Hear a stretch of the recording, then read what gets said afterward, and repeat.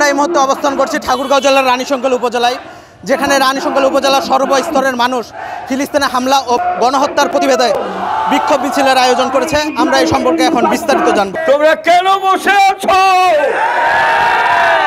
এই মুহূর্তে যদি ডাক আসে আমাদেরকে ফিলিস্তিনে যেতে হবে, আমরা প্রস্তুত ছিলাম।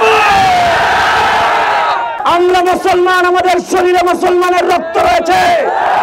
মুসলমান কোনদিন ঘুমিয়ে থাকতে পারে না।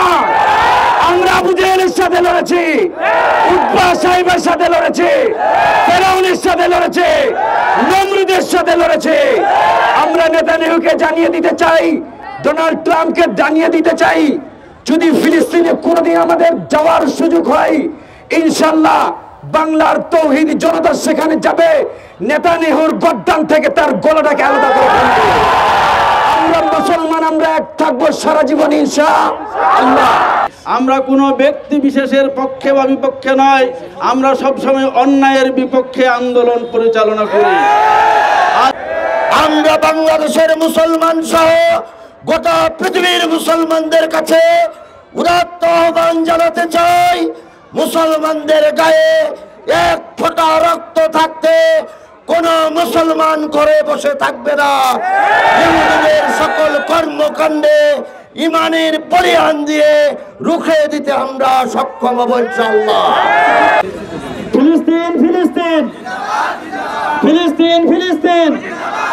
আমরা সারা বিশ্বের এবং সারা বাংলাদেশের মুসলিমরা একত্রিত হয়ে ফিলিস্তিনের পক্ষে আমরা একত্রিত হয়ে কাজ করব এবং ইসরায়েলে যত পণ্য আছে সম্পূর্ণ পণ্য আমরা বয়কট করব। তোমরা কেন বসে আছো? এই মুহূর্তে যদি ডাক আসে আমাদেরকে ফিলিস্তিনে যেতে হবে, আমরা প্রস্তুত ছিলাম। আমি বলতে চাই স্পষ্টভাবে যে জাতিসংঘ গোটা বিশ্বে শান্তি প্রতিষ্ঠা করার জন্য মরিয়া হয়ে উঠেছে, এই মুহূর্তে এই জাতিসংঘকে ভেঙে দিতে হবে। ভাইরা, যে ওআইসি শান্তি সম্মেলনের জন্য এটা প্রতিষ্ঠিত হয়েছে, এটাকেও ভেঙে দিতে হবে। ইউরোপীয় ইউনিয়ন, যে ইউরোপীয় ইউনিয়ন বিশ্ব শান্তি স্থাপন করতে চায়, এটাকেও ভেঙে দিতে হবে। আমরা কোনো সংস্থা যারা বিশ্ব শান্তি স্থাপন করতে চায় তাদেরকে চোখে আমরা দেখতে চাই না। আজকে এই ফিলিস্তিন একটা স্বাধীন রাষ্ট্র, এই স্বাধীন রাষ্ট্রে ইসরায়েলটা কিভাবে ঢুকলো, কেন ঢুকলো, কে ঢুকালো, এইটা স্পষ্টভাবে আমরা বুঝতে পারছি। মার্কিন যুক্তরাষ্ট্র তার সহায়তা করে যাচ্ছে, পুরোপুরিভাবে অস্ত্র শস্ত্র সৈন্য সামন্ত সব কিছু দিয়ে ইসরায়েলকে আজকে সাহায্য করছে।